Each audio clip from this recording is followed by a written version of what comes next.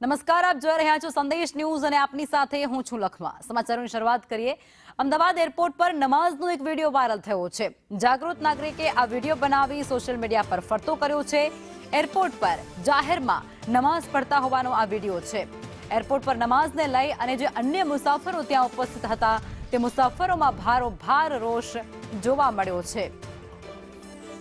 તો આ વિડીયો જે અત્યારે સામે આવ્યો છે, વહેલી સવારે અમદાવાદ વિસ્તારનો એરપોર્ટ છે ત્યાં એરપોર્ટનો આ વિડીયો હોવાનું કહેવાય છે। આ વિડીયો વાયરલ થતાની સાથે અનેક સવાલો ઉઠ્યા છે।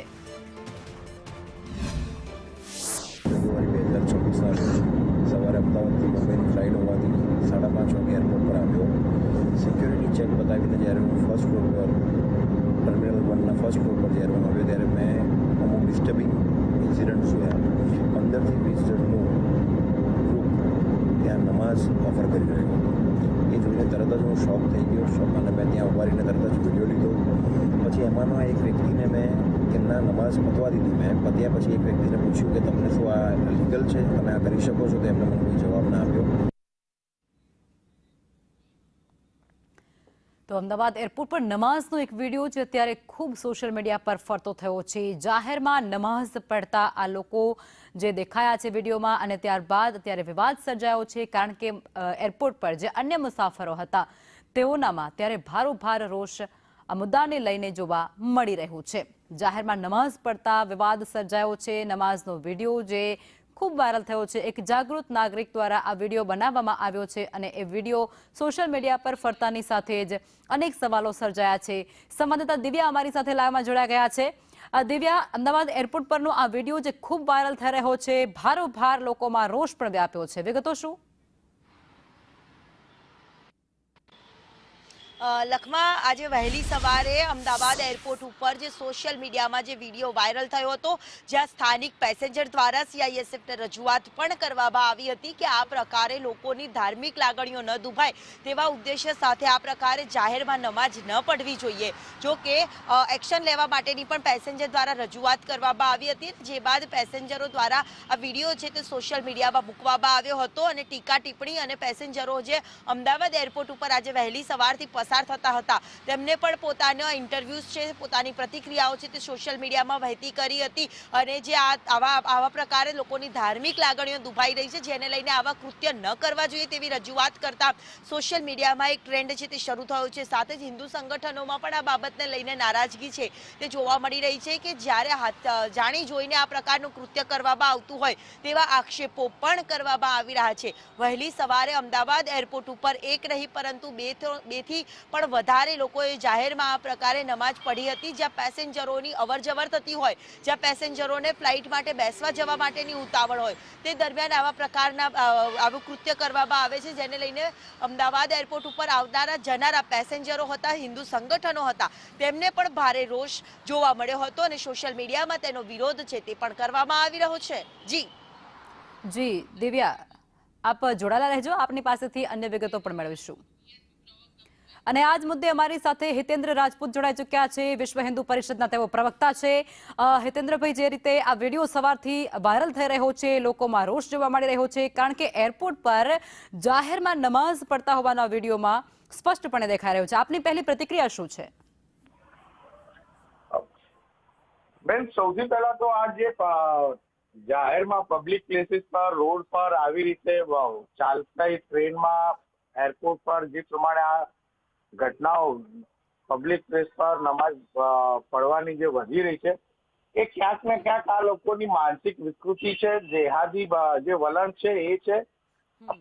એરપોર્ટ જેવી જગ્યા પર ઓલરેડી પ્રે રૂમ છે, પણ તેનો ઉપયોગ ન કરીને આવી રીતે જાહેરમાં લોકોને કેવી રીતે કનડગત ઊભી કરવી, લોકોને પોતાનું જે મઝહબ છે, ધર્મ પ્રત્યેની જે ભાવના છે એ આવી રીતે વ્યક્ત કરવી, એ ક્યાંક ને ક્યાંક આ દેશમાં, શહેરમાં વધતી જઈ રહી છે। આ નવી એક કોઈ ઘટના નથી। હું આને ઘટનાને ખૂબ સખત શબ્દોમાં વખોડું છું અને એરપોર્ટ પર જે સિક્યુરિટી સ્ટાફ છે એને ખરેખર આ બાબતે ધ્યાન દોરવું જોઈતું હતું।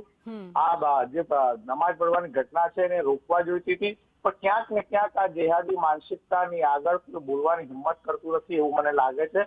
જે આ ઘટના સામે આવ્યા પછી પણ જો એરપોર્ટ સત્તા જે છે એ આના પર કાર્યવાહી કરે, કડકમાં કડક, એ અમારી માંગ છે. હિતેન્દ્રભાઈ, અહીં એ વાત પણ સામે આવી છે કે મુસાફરો જે હતા તેમના દ્વારા વિડીયો બનાવાય છે, એરપોર્ટ ઓથોરિટીને સવાલો કરવામાં આવે છે, જવાબો માંગવામાં આવે છે અને તે છતાં તેમને અવગણવામાં આવ્યા છે. હું એ જ વાત કરી રહ્યો છું કે લોકો જાગૃત બન્યા છે, લોકો વિડીયો શેર કરી રહ્યા છે. આપના માધ્યમથી પણ આ જે વાત છે એ એડમિનિસ્ટ્રેશન સુધી, લોકો સુધી પહોંચી રહી છે. પણ ક્યાંક ને ક્યાંક કહું છું કે આ જે મનની જે ઈચ્છા છે, જે કાર્ય કરવાની ઈચ્છા છે, એ ક્યાંક ને ક્યાંક એનો અભાવ લાગે છે. આ જે એરપોર્ટ ઓથોરિટી અને ત્યાંના સિક્યુરિટી સ્ટાફની જવાબદારી બનતી હતી એને રોકવા માટેની, પણ એ નથી થઈ. અને હાલ થયા પછી પણ એના પર કાર્યવાહી ના કરવી, એના કરતા પણ વિશેષ આ લેખનો મામલો છે. હિતેન્દ્રભાઈ, તમે શું કહો છો? આવી ઘટનાઓ ન બને તે અર્થે એરપોર્ટ ઓથોરિટી દ્વારા કયા પગલાં લેવા જોઈએ?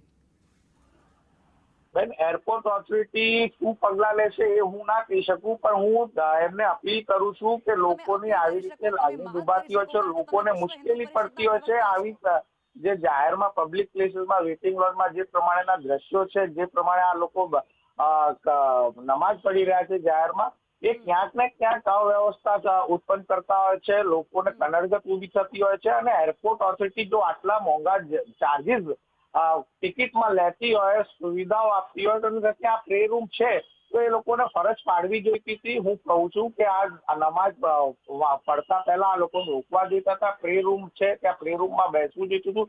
જો આ જ ઘટના આવી જ રીતે કોઈ જો હિન્દુ વ્યક્તિએ એરપોર્ટ લોન્ચની અંદર, એરપોર્ટ પ્રેમાઇસીસની અંદર જો પૂજા કરી હોત કે હનુમાન ચાલીસા કરી હોત કે સત્યનારાયણ ભગવાનની કથા કરી, તો ચોક્કસથી આ સિક્યુરિટી સ્ટાફ દોડી આવત અને હિન્દુ જે વ્યક્તિ છે એને આ જે પૂજા વિધિ છે એને કરતા રોકી દેવામાં આવે. તો ક્યાંક ને ક્યાંક આ જેહાદીઓ સામે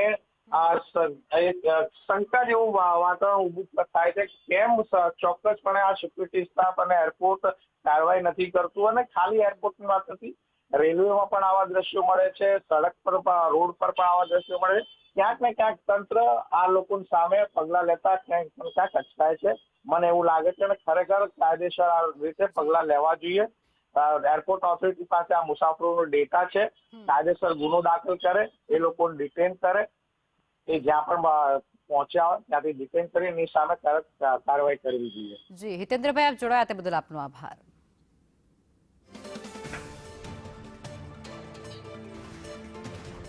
દિવ્યા, વિશ્વ હિન્દુ પરિષદ દ્વારા પણ એવું જ કહેવામાં આવી રહ્યું છે કે યોગ્ય પગલાં લેવામાં આવે, ફરિયાદ દાખલ કરવામાં આવે અને દાખલો બેસે તે પ્રકારે કાર્યવાહી થાય. શું કહેશો આપ?